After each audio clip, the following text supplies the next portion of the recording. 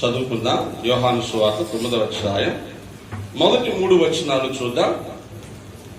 ఆయన మార్గమును పోవుచుండగా పుట్టుగుడ్డి అయిన ఒక మనుష్యుడు కనబడెను.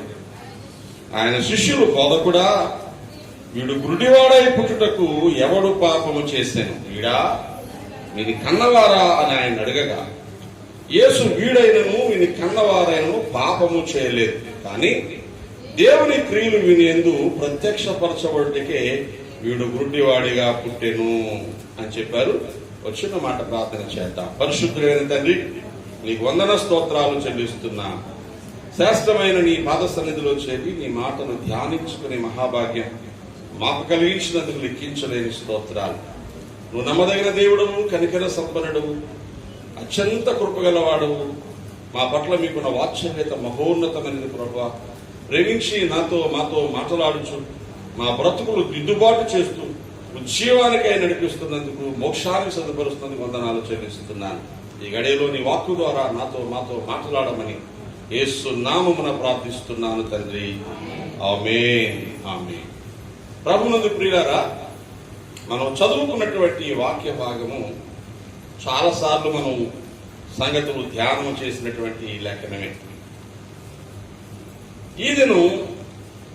ఈ మాటలో ఉన్నటువంటి 3 ప్రముఖమైనటువంటి సంగతులు మీతో ప్రస్తావన చేస్తాను. లోకంలో ఉన్న మనుషులందరికీ ఖచ్చితంగా ఏదో ఒకప్పుడు ఏదో ఒక రీతిగా కష్టమో, నష్టమో, శ్రమో కలుగుతుంది. ఈ బాధలో ఉన్నవారు వారి హృదయాల్లో వేదన కలిగి దుఃఖపడుతూ ఉంటారు, కృంగిపోతా ఉంటారు, నిరాశ పడతా ఉంటారు, చింతపడతా ఉంటారు. కానీ ప్రక్కనే చూసేవాళ్ళు ఏం చేస్తారో తెలుసా? కొందరేమో అయ్యో పాపం అని జాలి పడతారు, మరికొందరేమో వాళ్ళ మీద పేరుకుపోయిన అసూయ చేత బాగా జరిగిందిలే అనుకుంటారు. మరికొంతమంది ఏమో కనీసం వాళ్ళ బాధలో పరామర్శ కూడా చేయకుండా, వాళ్ళు అలా చేశారు కాబట్టి ఇలాగైంది, వాళ్ళు ఫలానాగా ఉన్నారు కాబట్టి ఈ కష్టం వచ్చింది అని తీర్పు తీసుకుని మొదలెడతారు. ఇది లోకం యొక్క స్వభావం, లోకస్తుల యొక్క మనస్థితి. దేవునిలో ఉన్న లేక యేసు రక్తము చేత కడగబడిన, యేసు పోలికలోనికి మార్చబడుతున్న దేవుని సంఘము అంటే మీరు, నేను, విశ్వాసులైన వారు ఈ మనస్థితి కలిగి ఉండకూడదు. ఈ లేఖన భాగంలో చదువుకున్న మాటల్లో 3 రకాల మనస్తత్వాల మీద నేను చూపిస్తున్నాను. మొట్టమొదటిది ద స్పిరిట్ ఆఫ్ క్రిటిసిజం అంటారు, విమర్శించేటువంటి మనస్సు. ఏ మనసు? విమర్శించేటువంటి మనస్సు. రెండవది ద స్పిరిట్ ఆఫ్ జడ్జిమెంట్, తీర్పు తీర్చే మనస్సు. ఏ మనసు అది? తీర్పు తీర్చే మనసు. మూడవది ద స్పిరిట్ ఆఫ్ కంపేషన్, జాలిపడే మనస్సు, వారిని ప్రేమించి మేలు చేసే మనస్సు. ఇప్పుడు మనం చూస్తున్నటువంటి లేఖనంలో పుట్టుకతోనే గుడ్డివాడు ఒకడు ఉన్నాడు. పుట్టుకతో గుడ్డోడు, పుట్టుకతో గుడ్డోడు, పుట్టుకతో మోగోడు, ఎవడేం చేస్తాడు? మోషే ఓ రోజు దేవునితో మాట్లాడుతూ, మోషే నువ్వు వెళ్ళు, ఇశ్రాయేలు ప్రజలు విడిపించాలి అంటే మోషే ఏమన్నాడు తెలుసా? ప్రభా, నేను నత్తివాడును, నొట్టి మాంజ్యం గలవాడును, నా మాట ఎవరుంటారు నాయన అన్నాడు. అందుకు దేవుడు ఏమన్నాడు తెలుసా? అలాగా నువ్వు నత్తాడువా? అయ్యయ్యో, సరిగ్గా మాట్లాడలేవే పాపం నువ్వు. ఏమండి, నువ్వు మాట్లాడకపోతే ప్రజలకు నీ మాటలు ఎలా అర్థం అవుతాయ్యా?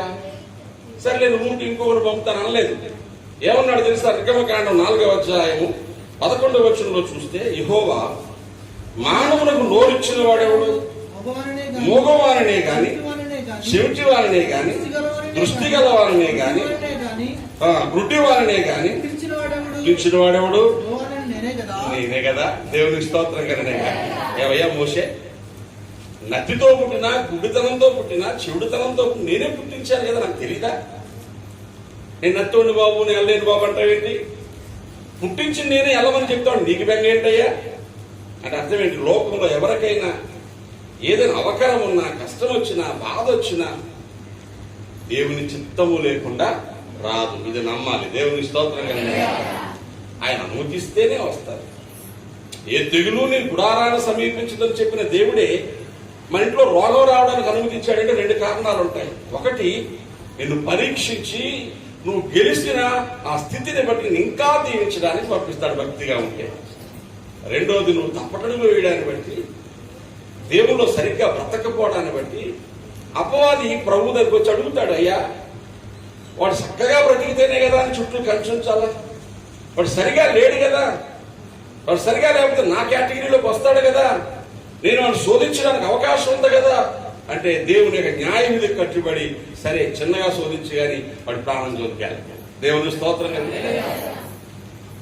ఎందుకని మనకు వచ్చిన కష్టాల కారణం 26వ అధ్యాయంలో మీరు చూడగలిగితే, ఇశ్రాయేలు జనాంగం పతనం అయిపోతున్నప్పుడు, శ్రమ పడతా ఉన్నప్పుడు, కొట్టబడతా ఉన్నప్పుడు దేవుడు ప్రవక్త ద్వారా ప్రవచించిన మాటలు దీనికి సాక్ష్యాన్ని తెలియజేస్తా ఉన్నాయి. దయచేసి చూడండి 2వ అధ్యాయం 17వ వచనం.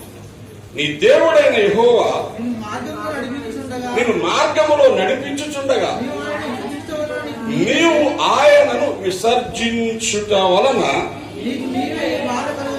నీకు నీవే అనే మాట మీరు అండర్లైన్ చేసుకోవచ్చు. నీకు నీవే బాధ కలుగు చేసుకుంటేవి కదా. చూడండి, దేవుని విడిచిపెట్టేస్తే, దేవునికి దూరముగా ఉంటే మనకు మనమే బాధలు కలుగ చేసుకుంటాం. నేను అందుకే అప్పుడప్పుడు చెప్తాను, నిజంగా బాగలేదు, మనకి బాగలేకపోతే ఎవరి దగ్గర రావాలి? దేవుని దగ్గర. ప్రభువా నువ్వు బాగు చేయవాలి. బాగలేదని ఒప్పుకున్న ఇంట్లో మంచం మీద పడుకుంటే నడుము నొప్పి, మోకాలు నొప్పి, కూర్చోలేము, ఇంట్లో కూర్చోట్లేదా?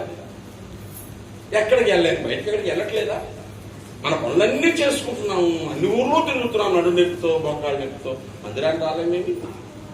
ఓసారి మందిరానికి వచ్చాక ప్రభువుకి అప్పగించుకొని మనం అది నాకు లేదు అనే స్థితిలోకి రావాలి. బలహీనుడు బలవంతుడు అనుకోవాలి దైవ సన్నిధిలో. అప్పుడు బలం నీ మీదకి వస్తుంది.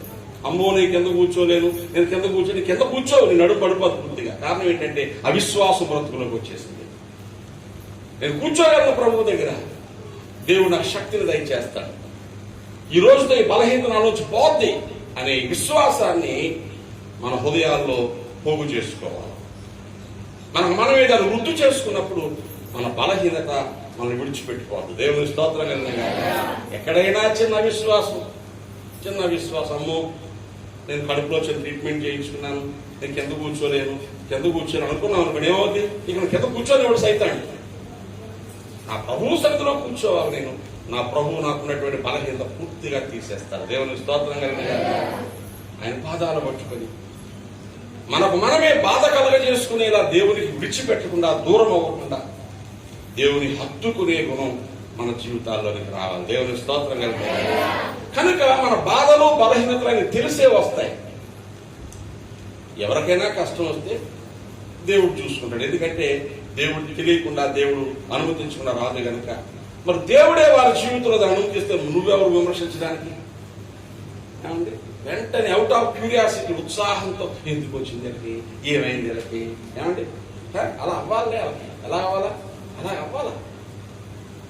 వీళ్ళు అడుగుతున్నారు, ప్రభువా వీడు గుడ్డివాడిగా పుట్టుటకు ఎవరు కారణం? వీళ్ళు ఎవరున్నారు? యేసయ్య కదా ఉన్నారు. ప్రభువుతో ఉన్న వాళ్ళు ఏ మనసు కలిగి ఉండాలా? ప్రభువు మనసు కలిగి ఉండాలా. ఆయన దగ్గరకు వచ్చే వాళ్ళందరినీ బాగు చేస్తాడు. వీళ్ళేమో ఎవరు కారణం, ఏంటి సంగతి, వీడిని కన్నవారా ఎవరు మీరు చూసేస్తారు పట్టుకెళ్ళిపోయి? వీడొకడు పాపం చేస్తే సాటిస్ఫాక్షన్ లేదు వీళ్ళకి. వీళ్ళ అమ్మా నాన్నలు కూడా ఏమన్నా పాపం చేశారా అని ఎక్కడికి వెళ్ళిపోయారండి?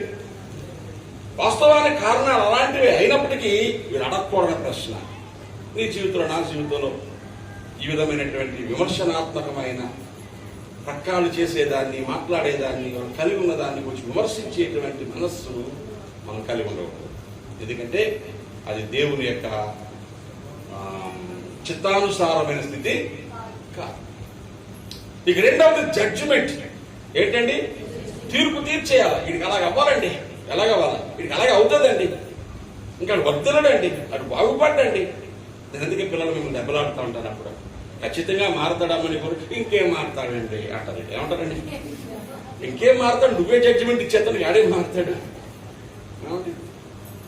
మారతారండి దైవజనుడు అన్నాడు. అవును అయ్యా, దైవజనుడు నోట పలికించావు, త్వరగా జరిగించిపోయి మా ఆడగడ్డ అయ్యారు ఎంత చేసిన నేను ఎందుకు చేయడు? అర్థమవుతుందా? We should not judge others. ఆశపడాలి. ప్రభా నీ కార్యం చేయను ఆయన. ఎక్కడి నుంచి? శూన్యంలో నుంచి సృష్టిని చేసిన దేవుడు. అవునా? లేని దాన్ని ఉన్నట్టుగా పిలిచే దేవుడు. బండలో నుంచి జీవాన్ని ప్రవహింపజేసిన దేవుడు, జలాన్ని ప్రవహింపజేసిన దేవుడు, నీళ్లను ద్రాక్షరసముగా మార్చిన దేవుడు. అవునా?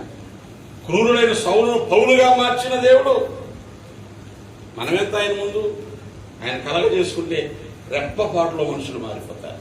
అడగాల, ప్రభా నీ కనికరం మా మీదకి రానియవా నాయన, మా బిడ్డల మీదకి రానియవా, మా ఇంట్లో మా సోదరుల మీదకి రానియవా, మా సహోదరుల మీదకి రానియవా, మార్చవా నాయన, మార్చవా నాయన. ఓ సోదరు నాకు తెలుసు, తన భర్త మారాలని బహుగా మందిరంలో కన్నీళ్లతో ప్రార్థన చేస్తుంది. ఇంటికి వెళ్ళేసరికి ఆయన ఫుల్గా తాగేసి వస్తాడు. నువ్వు మారవింకా, నేనే అడ్డం తప్ప నువ్వు మారవింకా, నువ్వు నాశనం అయిపోతావు అంటదనమాట. గుళ్ళోకి వచ్చి ఏం ప్రార్థన చేసింది? మార్చు నాయన, మార్చు నాయన, మార్చు నాయన, నువ్వు తప్ప దిక్కులేదు నాయన అని అన్నది. ఇంటికి వెళ్ళి నువ్వు ఏం చేయాలి? ప్రేమగా మాట్లాడాలి. నువ్వు మారవింకా అంటే ఇంకేం మారుతావు? నీ ప్రార్థన చేసి నువ్వే కన్నం పెట్టేసావు. ఆ ప్రార్థన గిరికి కాలిపోయిన ప్రార్థన. నువ్వు అడిగి విశ్వసించిన దాన్ని అది జరుగుతుందని చూడ. కోడిగుడ్లు పట్టు పెడతారు కదా పల్లెటూళ్ళలో, మనం చూస్తాం. ఇది పిల్లలు చేయదు ఇంకా. అంటే పొటాటో ఎందుకు ఆమ్లెట్ వేసుకోవచ్చు కదా. 21 రోజులు పట్టు కట్టి ఆ గుడ్లను పొదగ చేసి ఆ తర్వాత పిల్లలు చేయకపోతే అది ఆమ్లెట్కి పనికిరాదు, పిల్లకి పనికిరాదు. కాబట్టి ఇది పొదుగుతుంది, ఇది పెట్టినన్ని పిల్లలు చేస్తుంది. దీన్ని శ్రద్ధగా చూసుకోవాలని చిన్నపిల్లల దగ్గరకు వెళ్లకుండా, ఆ పట్టుకి ఇంకా పేళ్ళు లాంటివి పట్టకుండా, దానికి ప్రాపర్ లైటింగ్ వచ్చేలాగా జాగ్రత్త సెక్యూర్ గా చూసుకుంటే పిల్లలు చేస్తారు. అంతేగాని ఇది చెయ్యదు ఇంకా ఇంకేం చేస్తుంది చెప్పండి? అర్థమవుతుందా? అవిశ్వాసము చేత తీర్పు తీర్చకూడదు. జడ్జ్మెంట్ స్పిరిట్ చాలా మంది జీవితాలలో పక్క వాళ్ళకి తీర్పు తీర్చేస్తారు ఫాస్ట్ గా, ఫట్ ఫట్ ఫట్ అని. నీ బ్రతుకులు ఉండకూడదు. ఎవరికైనా జబ్బు వచ్చింది అనుకోండి, ఏదో చేశాడు మన అందుకే అలాగ వచ్చింది. ఏదో నష్టం వచ్చింది అనుకోండి, ఇదిగో సరిగ్గా అందుకే ఇలాగ వచ్చింది. బాధ కలిగింది అనుకోండి, ఇదిగో అలా విడిచిపడ్డారు అందుకే ఇలాగ వచ్చింది. వాళ్ళ లీడరు దేవుడా, వాళ్ళ జీవితాన్ని నాయకుడు దేవుడే కదా. కానీ విమర్శించే మనసు, తీర్పు తీర్చే మనసుకు బదులు ఏముండాలి తెలుసా? జాలి గల మనసు ఉండాలి. దేవుని స్తోత్రంగా విషయంగా ప్రభు వాళ్ళతో చెప్తున్నాడు, ఆయన వీడు పాపం చేయలేదు, వీడి కన్నవారు పాపం చేయలేదయ్యా. దేవుని క్రియలు వీడి ఎందు ప్రత్యక్షపరచబడడానికి దేవుని మహిమ కోసం వచ్చింది అని ఆయనంతా ఆయన పోలేదండి. అడిగినందుకు సమాధానం చెప్పేసి పోవాలి కదా, పోలేదండి.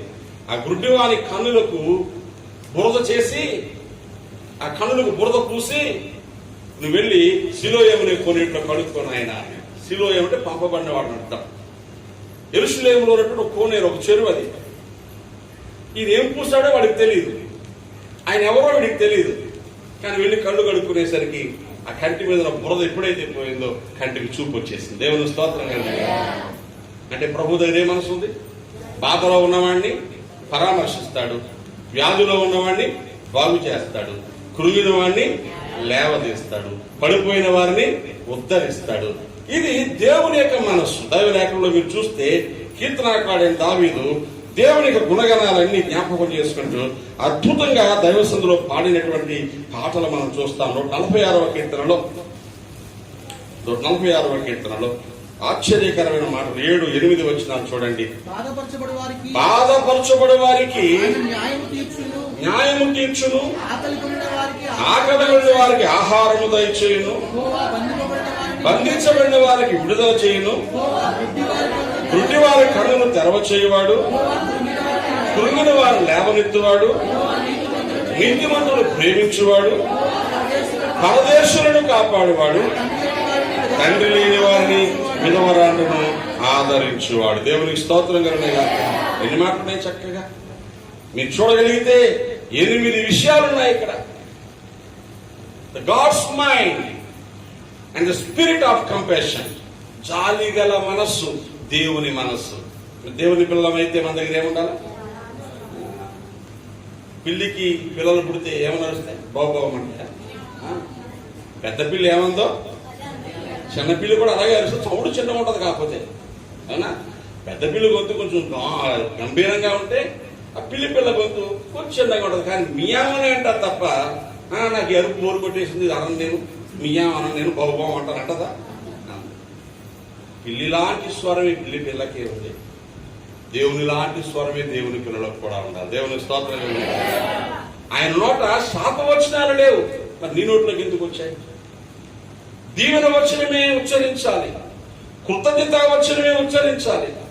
దేవుని పిల్లలు మాట్లాడాల్సిన రీతిలో చాలా చక్కని ప్రేమ గల మాటలు మనం కూడా మాట్లాడటం నేర్చుకోవాలి ప్రియులారా. దేవుని యొక్క సన్నిధిలో ఈ సంగతులను మనము ఆలోచన చేయవలసిన వారంగా ఉన్నాం. చూడండి, కొలస్సీయులకు రాసిన పత్రిక 4వ అధ్యాయము 6వ వచనం. మన మాటలు ఎలా ఉండాలి? ఎటువంటి మాటలు మనం మాట్లాడాలి? ఎంత చక్కగా మాట్లాడుతున్నాడో దేవుని యొక్క లేఖనంలో భక్తులు చూడండి. ప్రతి మనుషునికి ఎలాగూ ప్రత్యుత్తరం ఇవ్వనో అది మీరు తెలుసుకొనుటకై మీ సంభాషణ ఉప్పు వేసినట్లు ఎలా ఉండాలా? మీ సంభాషణ ఎల్లప్పుడూ రుచిగలదిగాను కృపాసహితముగాను ఉండనియాలట. ఎంత చక్కని మాటలు!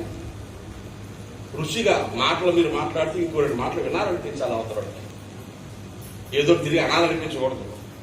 ఏమనిపించాలా? వినాలనిపించాలి తప్ప అనాలనిపించకూడదు. ఉప్పు వేసినట్టు రుచిగా ఉండాలా, కృపాసహితంగా మన మాటలు వింటా ఉంటే వాళ్ళ గుండెల్లో బాధ తొలగిపోవాలా. దేవుని స్తోత్రం. యేసయ్య యొక్క మాట అదే, యేసయ్య యొక్క స్వభావం అదే. యెషయా గ్రంథంలో 50వ అధ్యాయంలో మీరు చూస్తే యేసుక్రీస్తు ప్రభువు తండ్రితో నిరంతర సహవాసం చేయడం వలన ఆయనకు ఎంత మంచి నోరు దేవుడిచ్చాడో ఆ 50వ అధ్యాయం 4వ వచనం యెషయా గ్రంథంలో చూస్తాము. అలసిన వాణిని నా వైపు చూడండి. ఏ జ్ఞానం? అలసిపోయినోడిని మాటల చేత ఊరడించే జ్ఞానము నాకు కలుగునట్లు శిష్యులకు తగిన నోరు. దేవునికి స్తోత్రం కలిగిన మనం ఎవరు? ఇప్పుడు శిష్యులం. యేసును వెంబడించే విశ్వాసులను, క్రైస్తవులను, సంఘ బిడ్డలను లేఖనం పెట్టిన పేరు ఏంటంటే వారికి శిష్యులు. శిష్యులకు తగిన నోరు ఉండాలి. దేవునికి స్తోత్రం కలిగిన ఆ నోటి లక్షణం ఏంటంటే అలసిపోయిన వాళ్ళని మాటలతో ఊరడించగలరు. మనం మాట్లాడితే ఊరుకున్నవాడు ఏడవగలరు, బాగున్నవాడు కృంగిపోగలరు, నీరసితున్నవాడు చచ్చిపోగలరు. మాటలతో చంపేసే నోరు చాలా మంది. దేవుని బిడ్డకు ఉండాల్సిన నోరు ఏంటి తెలుసా? నువ్వు నోరు తెరిస్తే అవతల వారు ఏం చేయాలి? కృంగిన స్థితిలో, నిరాశలో, బలహీనతలో, వేదనలో ఊరడించబడాలి. నీ నోరు మంచి మాటలు మాట్లాడాలంటే నీ హృదయం మంచి సంగతులతో నిండి ఉండాలి. హృదయం నిండిన దాన్ని బట్టి నోరు మాట్లాడతారు. కనుక ఈ దయగల మనస్సు ప్రభువు గుణం. ఆయన ఎన్ని గొప్ప కార్యాలు నీ పట్ల చేశాడో నువ్వు గుర్తు చేసుకుంటే వారి పట్ల కూడా చేయగలడు. 31వ అధ్యాయం సామెతల గ్రంథంలో, సామెతల గ్రంథము 31వ అధ్యాయము, గుణవతి అయిన స్త్రీ సంఘానికి ముంగుర్తు, విశ్వాసికి ముంగుర్తు. నీవు నేను కలిగి ఉండాల్సిన గుణాలు ఆవిడ కలిగి చూపించింది.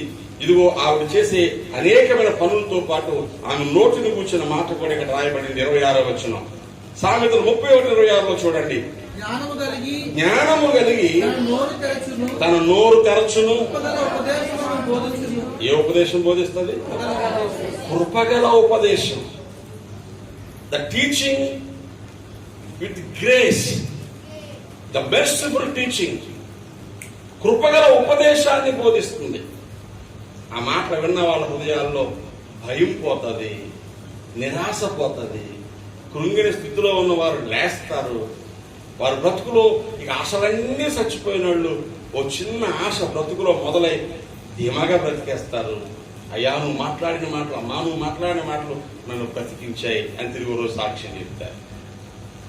ఎందుకంటే యేసు క్రీస్తు ప్రభువు మాట్లాడితే ఆ మాటలు అలాగే ఉన్నాయి. పాపాత్మురాలైన స్త్రీ వ్యభిచారం మీద పట్టబడి అందరి చేత శిక్షించబడ్డానికి గురు మధ్యకు తీసుకుని వస్తే అందరూ రాళ్లతో కొట్టాలని సిద్ధంగా ఉంటే ప్రభు ఒక్కరే ఆమెను శిక్షించడానికి వీల్లేని పరిస్థితి కల్పించాడు. మనకు తెలుసు కదా. అడిగారు, బోధకుడా ఇలా దొరికింది, ధర్మశాస్త్ర ప్రకారం రాళ్లతో కొట్టాలి, నువ్వేమంటావు? కొట్టేయండి అయ్యా, కాకపోతే మీలో పాపం లేని వాడు మొదట రాయవే. అందరూ వెళ్ళిపోయారు. ఆయన వంగి నేల మీద ఏదో రాస్తాం. తలెత్తి చూస్తే ప్రభువు ఆమె ఉన్నారు. ఏం బుద్ధులేందానా, ఇలాంటి పనులు చేస్తావా అనలేదండి ఆయన.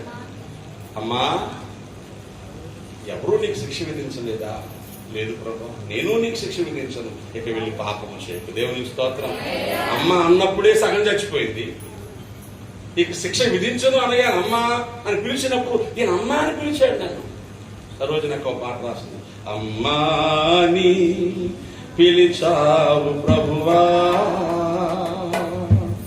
నేనెన్నడు వినా నీ పిలుపు, నన్నెవ్వరు పిలువని పలుకు,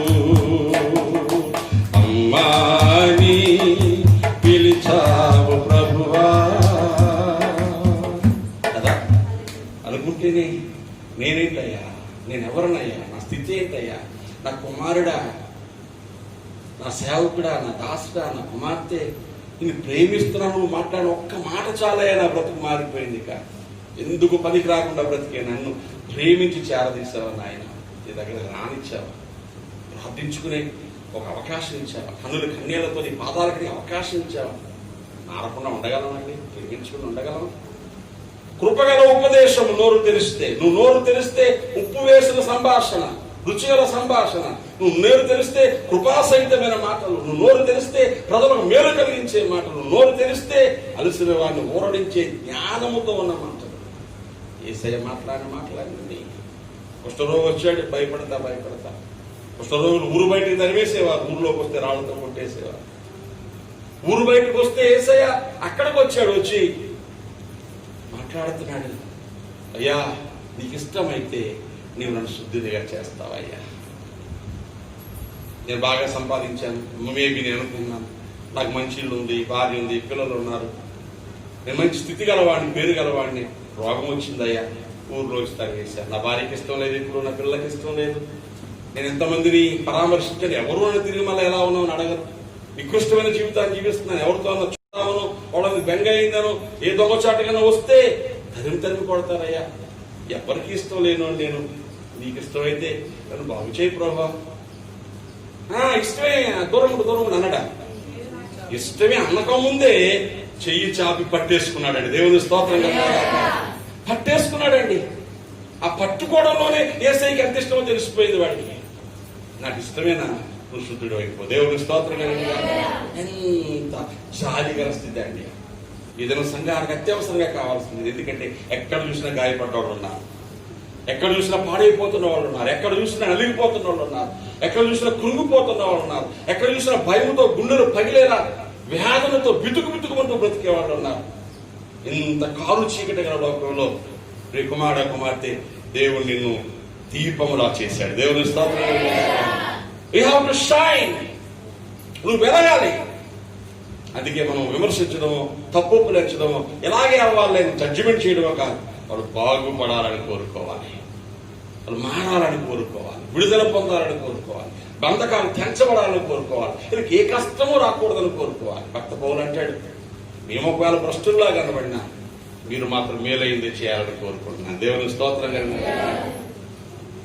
కొలస్సీ పత్రికలో అంటాడు, ఇదిగో సంఘము కోసం యేసు పడిన పాటలలో కొదువైన వాటిని నేను మరలా నా శరీరమందు ఇంకా అనుభవించాలని కోరుకుంటున్నాను. యేసయ్యే అన్ని శ్రమలు అనుభవించేసాడు, ఇంకే శ్రమలు లేవు సంఘం కోసం. పౌలు గారు అంటారు, ఇంకేమన్నా యేసయ్య మిగిలిస్తే అవి నేను అనుభవించాలంటాడు. ఎంత దయగల హృదయమో ఈ మాట కొలస్సీ 1:24 ఉంది, మీరు చూడొచ్చు. ఏమైనా కొదువైపోతే అవి నేను మరలా అనుభవించాలి. గలతీ సంఘంతో అంటాడు, గలతీ రాసిన పత్రిక 4:19 నా పిల్లలారా, క్రీస్తు స్వరూపము మీ యందు ఏర్పడే వరకు మీ విషయమై మరలా నాకు ప్రసవ వేదన కలుగుతుంది. దేవుని స్తోత్రంగా. కడుపులో ఉన్న బిడ్డను కనడానికి తల్లి పడే ప్రసవ వేదన ఎంత పెద్దదో, ఎంత గొప్పదో